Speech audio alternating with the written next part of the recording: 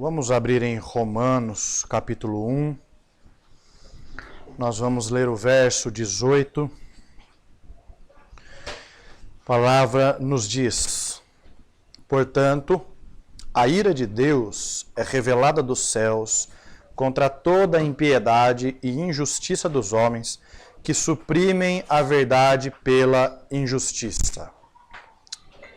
Vamos orar. Senhor, te damos graças pelas portas da igreja abertas para a pregação da tua palavra, a pregação do evangelho. E nós nos curvamos agora diante da tua grandeza. Nos colocamos sob a autoridade da Escritura, da tua palavra, inerrante, infalível, eterna e imutável. Nos colocamos sob o teu senhorio, para que o Senhor agora fale conosco através da tua palavra, Senhor. Nós clamamos isso no nome do teu Filho Jesus. Amém, Deus. Vamos falar hoje sobre um assunto que é, de certa forma, até desprezado no meio evangélico. Não se ouve muito, embora nós tenhamos contato hoje com uma boa teologia, onde nós ouvimos bastante sobre isso, mas de uma forma geral, falar sobre a ira de Deus não é algo tão comum como deveria ser. Não digo comum também num sentido rotineiro, desprezível, não. Digo comum porque deveria ser pregado com mais frequência, ministrado com mais frequência. Nós, pelo menos aqui na Igreja de Ilhas Fausto, temos nos preocupado em poder ministrar o Evangelho na sua totalidade, se assim eu posso dizer. Não apenas focarmos no amor de Deus, na benignidade de Deus, não que isso não seja útil, pelo contrário, é útil. Tanto é que esta série que nós estamos fazendo e que nós inclusive terminaremos na semana que vem, esta série sobre os atributos de Deus é justamente para nós podermos entender quem é o ser divino, quem é Deus, nós podermos conhecê-lo melhor. E isto inclui não só apenas o seu amor, a sua bondade, a sua misericórdia, mas envolve também a sua ira. Envolve nós conhecermos a manifestação de Deus, do poder de Deus contra o pecado e contra o pecador. Nós precisamos entender melhor o que é a ira de Deus, para nós podermos compreender melhor o que é o seu amor, a sua misericórdia, a sua bondade, a sua benignidade. Então, nós temos hoje diante de nós uma rica oportunidade para nós desfrutarmos um pouco mais do nosso Deus, de quem Ele é, de uma perfeição sua, que não é menor e nem maior do que as outras perfeições que Ele tem. É uma perfeição tanto quanto o seu poder, o seu amor, a sua santidade. Nós veremos isso hoje. Deus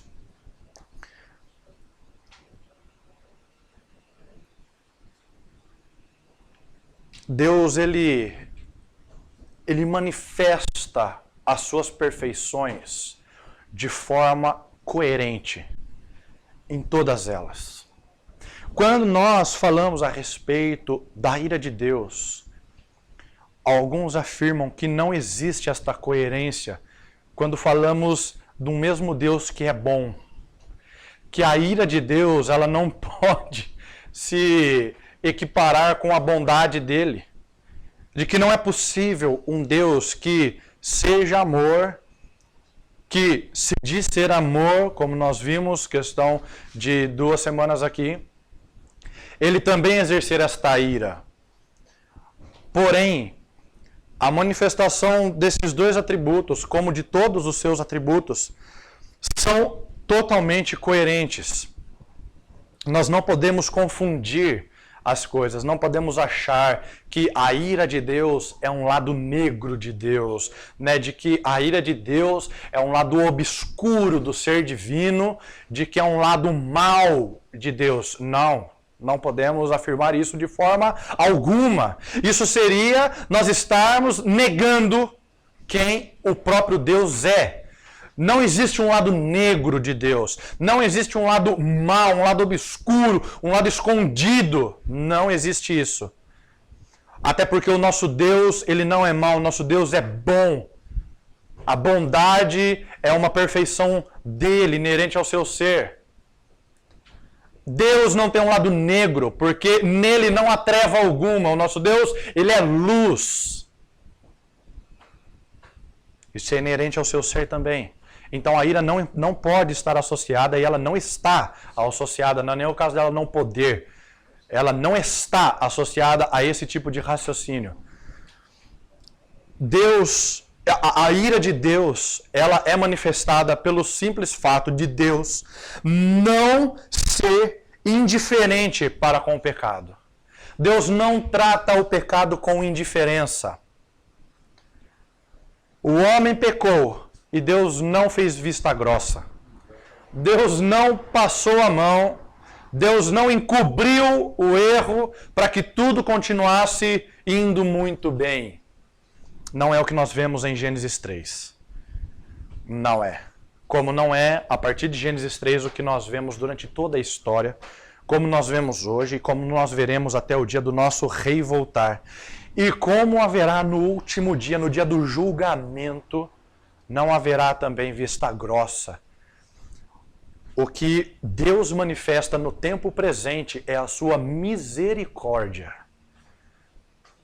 Com justos e com injustos, com maus e bons, ele manifesta a sua misericórdia, ele manifesta a sua bondade, ele manifesta a sua paciência, mas no dia final, no dia em que ele julgar, não haverá para os ímpios esta misericórdia, esta paciência, haverá a manifestação total da sua ira sobre todos estes. E é por isso que nós temos que meditar nesta perfeição do nosso Deus. Uma perfeição tão maravilhosa. Parece tão um contrassenso falarmos da ira de Deus como uma perfeição maravilhosa, mas tudo em Deus é maravilhoso. E nós temos que meditar nesta perfeição justamente por conta do juízo final, da ira futura. Nós fomos libertos, nós fomos salvos desse dia, mas temos que nos preocupar para nos mantermos atentos, para nos mantermos alertas, dia após dia. Foi orado hoje aqui na oração de confissão sobre nós nos arrependermos todos os dias. Nós nos arrependemos se nós entendermos o que de fato é a ira de Deus. Porque nós nos arrependemos pelos nossos pecados, que justamente incita essa ira de Deus. O que de fato é a ira do nosso Deus? Ela é o eterno ódio de Deus por toda a injustiça. É a santidade de Deus posta em ação contra o pecado. Essa definição é de A.W. Pink, e eu achei muito interessante a forma como ele colocou que a ira de Deus é a santidade de Deus posta em ação contra o pecado. Ele coloca a santidade e a ira numa mesma frase, num mesmo ponto, fazendo com que as duas se unam. É interessante porque, como disse agora há pouco no começo, uma perfeição não exclui a outra, nem diminui ou aumenta a outra. Todas elas são manifestas por Deus da forma como Ele é e como Ele quer manifestar. E nós veremos daqui a pouco um pouquinho mais sobre Deus jurar, não apenas pela sua santidade, mas também pela sua ira. É muito interessante. Então, a ira de Deus é o seu eterno ódio por toda injustiça. E a santidade de Deus posta em ação contra o pecado.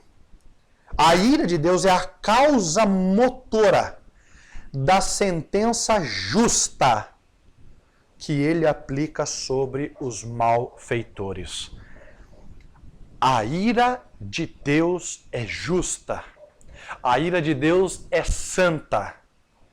E ela, por ser justa e santa, ela é aplicada contra os malfeitores. Por quê? Porque nós lemos aqui que esta ira, ela é contra toda a impiedade e injustiça dos homens, que suprimem a verdade pela injustiça. É exatamente o que nós vemos em Gênesis 3. Quando Adão e Eva suprimem a verdade de Deus pela injustiça. Quando eles olham para o seu próprio umbigo, quando eles olham para eles mesmos e enxergam em si pessoas que podem viver por conta própria e excluem Deus desta equação, excluem o próprio Criador, excluem o motivo da existência deles, excluem o ser para o qual eles foram criados para dar glória, Deus.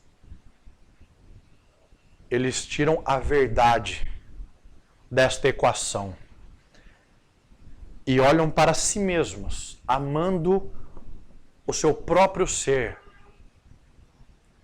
Eles suprimiram a verdade de Deus pela injustiça e passaram a viver conforme o seu conselho, os seus pensamentos, conforme o que o seu coração queria. Já ouviram aquela frase assim? Siga a voz do seu coração. Acho que é uma das frases mais diabólicas que nós podemos ouvir. Se você seguir a voz do seu coração, você vai para o inferno.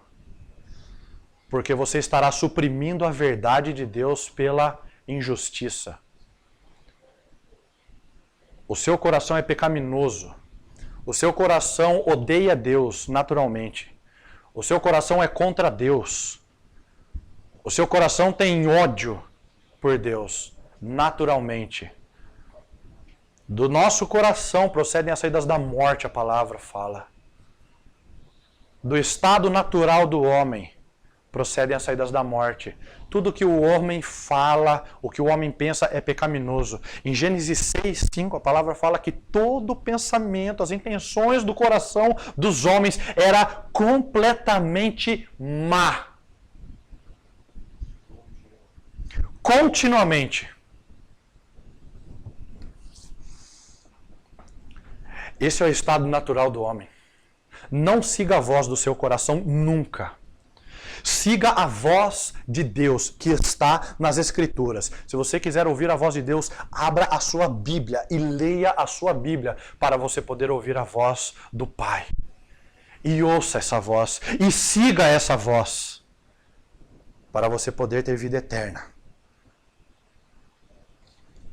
A ira de Deus, ela é justa, porque ela foi cometida contra esse Deus que é justo, esse Deus que é santo, que é bom, dando toda a providência, criando. Nós vimos aqui, quando falamos sobre o amor de Deus, que o amor de Deus, ele se expandiu ao ponto de Deus criar. A criação é fruto do seu amor. A criação é um ato de graça de Deus. E Deus dá providência e cuida da sua criação. Mas as criaturas que Ele fez para a sua glória pecaram contra Ele.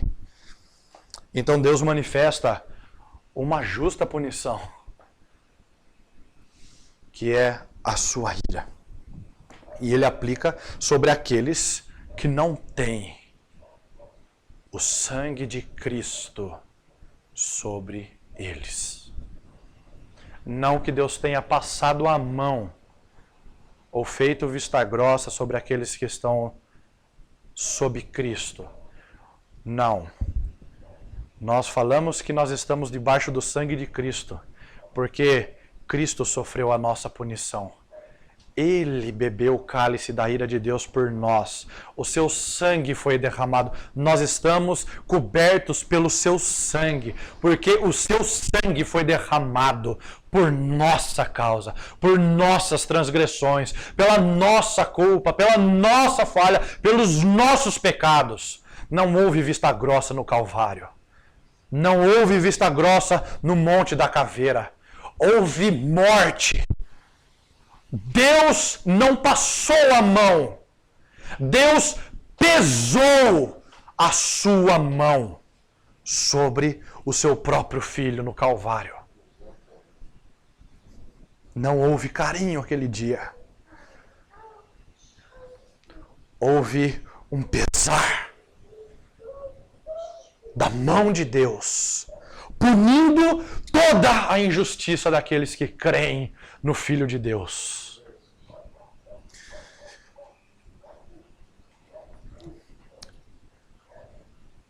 Eu quero me ater um pouco agora, justamente para mostrar com mais clareza como a ira de Deus é uma perfeição dele. Olhem só no início do verso 18, quando a Bíblia nos diz: a ira de Deus é revelada dos céus. Nós temos aqui uma afirmação objetiva e clara de quem é a ira. A ira é de Deus. Se é de Deus, significa que é inerente ao seu ser. Porque Deus não pode ter nenhum acréscimo ou perda no seu ser, no que Ele é. Então, se a Bíblia fala que a ira é de Deus, é porque ela faz parte do seu ser. Ela faz parte das perfeições que Deus tem. Não foi acrescentado a Ele, não foi diminuído dele, não. É uma perfeição igual como qualquer outra que Deus tenha. Não é menor ou maior. Isso se dá porque Deus é imutável. E essa é uma das razões dele ser Deus. Ele ser imutável. A imutabilidade é uma perfeição que na teologia nós conhecemos como um atributo incomunicável. É um atributo que Deus não comunicou ao homem. Isso faz parte apenas dele, de quem ele é. Ele é imutável. Assim como ele é eterno, como ele é onisciente, onipresente. Isso faz parte do seu ser. Isso faz parte de quem ele é. Se Deus tivesse algum acréscimo ou alguma perda em uma das suas perfeições ou alguma característica que nós pudéssemos dar a Ele, então Ele não seria Deus, porque Ele seria mutável. E nós não teríamos um Deus para adorar. Ou seja, nós não existiríamos. Não existiria nada.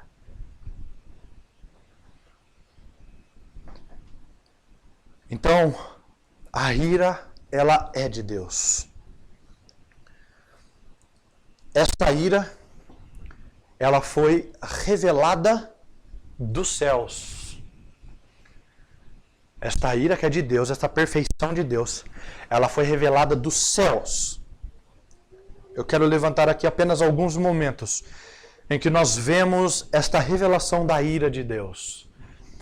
Um momento foi quando Deus deu a sentença de morte. Quando Deus pronunciou a sentença de morte. Se você comer do fruto, você morrerá. Aqui nós estamos vendo uma amostra da ira de Deus. Porque a morte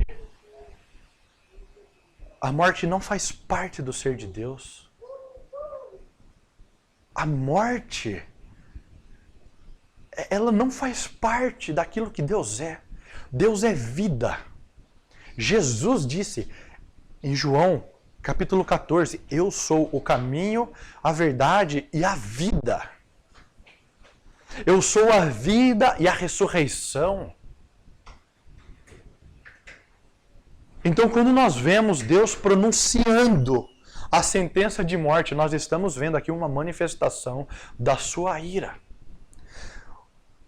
Nós vemos a manifestação da ira de Deus quando a terra foi amaldiçoada por causa do pecado do homem e o homem expulso do jardim do Éden.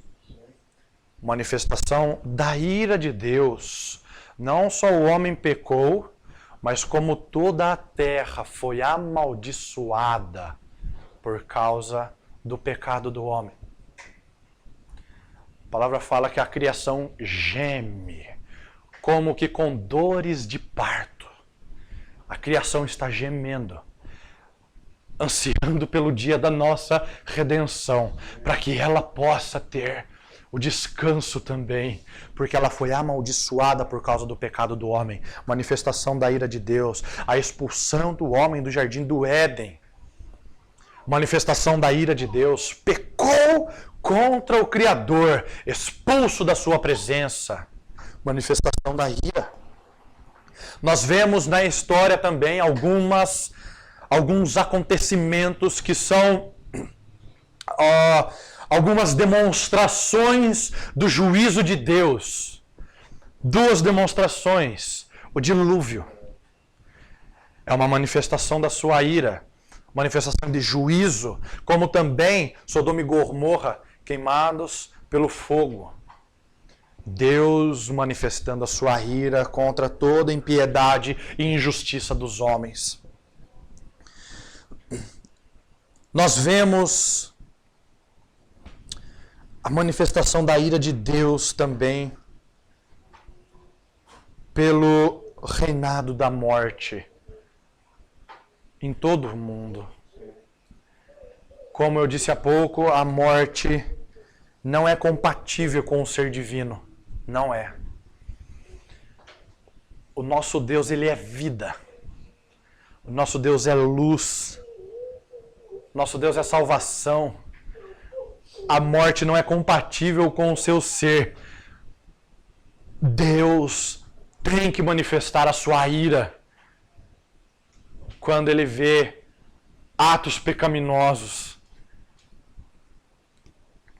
E um último ponto que eu quero ver com os irmãos aqui. Acima de todos esses que nós vimos, ou de qualquer outro ponto que você imagine que Deus manifeste a sua ira, acima de tudo isso, nós vemos a ira de Deus revelada do céu. Quando o Filho de Deus veio a este mundo para revelar o caráter divino.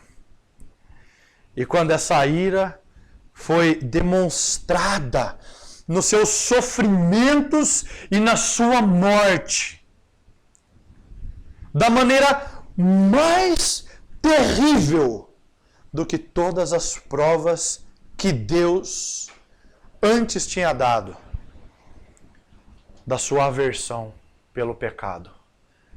Foi no Calvário. Foi no Calvário. Ali foi o ápice da manifestação da ira de Deus. Onde esta ira foi derramada por completo sobre o seu próprio Filho. Sobre todo o sofrimento que Cristo veio passando até chegar no Gólgota. Passando pelo Getsêmani, pela Via Dolorosa, até ser pendurado, pregado no madeiro e levantado no meio de 2 salteadores, naquele monte, como um espetáculo para todas as pessoas poderem ver. Naquele dia, durante o dia, houve trevas, porque a ira de Deus foi derramada sobre o seu Filho. Deus olhando para o seu próprio Filho e vendo o pecado de toda a humanidade, de todas as épocas, antes, durante e depois, todo o pecado sobre o seu Filho ali colocado. Deus então derrama o seu cálice de ira E Jesus, como uma ovelha muda levada para o matadouro, toma gota após gota da ira de Deus, absorvendo todo aquele ódio que Deus tinha pela impiedade e injustiça dos homens. E para aqueles que creem no seu nome, houve salvação por causa deste ato do derramamento da ira de Deus. Ali houve um acerto de contas. Deus pagando para o próprio Deus. Ali nós vimos Deus punindo Deus. Deus cobrando Deus. Um pagamento pelo pecado dos homens. Cristo, naquela cruz, era o próprio Deus padecendo pelas nossas transgressões, padecendo pelas nossas injustiças. Naquela cruz, era o nosso Senhor Jesus Cristo, padecendo por cada pensamento pecaminoso que você tem todos os dias, inclusive pelos que você teve hoje. Padecendo pelas transgressões, pelos pecados que nós cometemos todos os dias, por aqueles pecados que você cometeu antes de vir para o culto hoje. Era o nosso Rei, padecendo por causa disso.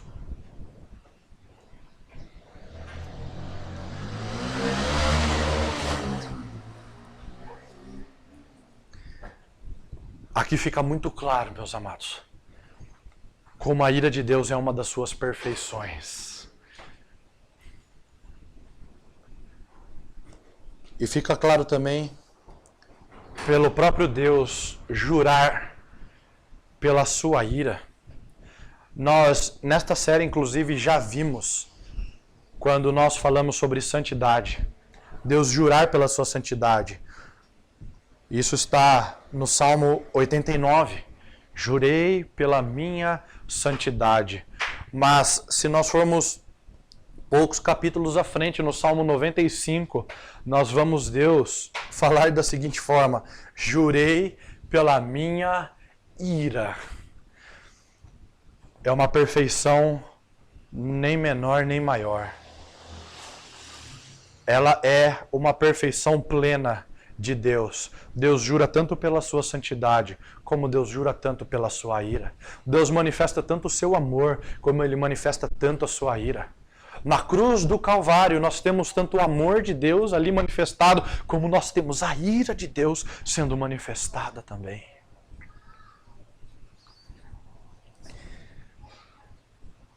Como nós podemos aplicar isso nas nossas vidas, meus irmãos? Como é que nós podemos aplicar a ira de Deus, esta perfeição, este conhecimento sobre esta perfeição da ira de Deus nas nossas vidas? Ela é uma perfeição do caráter divino. E nós não podemos desprezá-la, porque é o próprio Deus, é o ser de Deus manifestado. E nós temos que meditar nesta perfeição com frequência, meus amados. Com frequência. Ontem eu lia pela manhã Colossenses capítulo 2, um capítulo tão maravilhoso. E ali nós vemos Paulo exortando a igreja de Colosso para que não se enganasse com filosofias vãs, com o ensino enganoso, com o ensino mau. Não! Mas que permanecesse em Cristo, naquele que foi pregado o Evangelho. Permanecesse na palavra viva. E olhando para esta perfeição de Deus, para a ira de Deus, a gente pode ter alguns motivos muito convincentes para nós aplicarmos esta perfeição na nossa vida. Ontem, lendo esse capítulo de Colossenses, eu tinha isso muito claro na minha mente, porque eu via ali o escrito de Paulo exortando a sua igreja e eu pensava comigo, é isso, nós precisamos meditar nestas palavras para que nós não nos desviemos do caminho correto e a ira de Deus caia sobre nós. Por que é que nós precisamos meditar na ira de Deus? Nós precisamos meditar na ira de Deus para que os nossos corações fiquem impressionados com o ódio de Deus pelo pecado. Nós temos que ficar impressionados, espantados com o ódio que Deus tem pelo pecado. Como Deus leva a sério o pecado.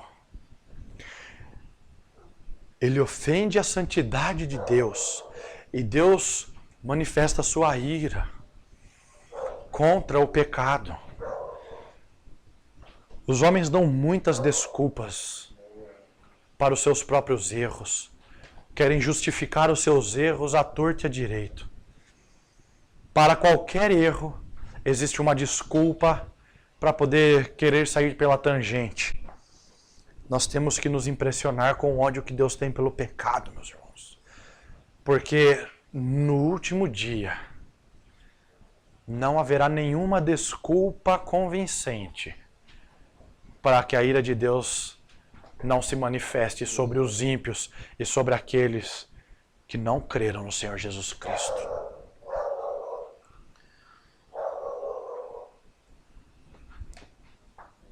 Quem se justifica demais dos seus erros não entende, não consegue compreender quão terrível o pecado é. Não consegue.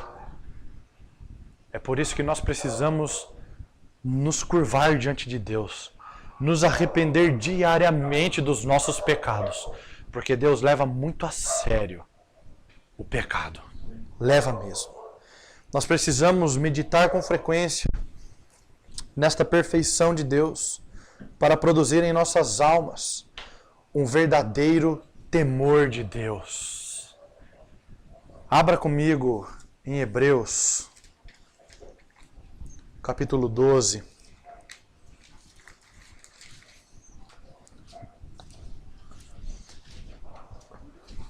Versos 28 e 29. Portanto, já que estamos recebendo um reino inabalável, sejamos agradecidos e assim adoremos a Deus de modo aceitável, com reverência e temor, pois o nosso Deus é fogo consumidor. Estas palavras devem gerar em nós temor diante de Deus, porque o nosso Deus, Ele é um fogo que consome. Ele irá consumir todos os pecados, toda injustiça, todos aqueles que pecaram contra a sua santidade e contra o seu ser. Ele é um Deus consumidor. Esta perfeição de Deus, então, deve produzir em nossos corações temor diante dele.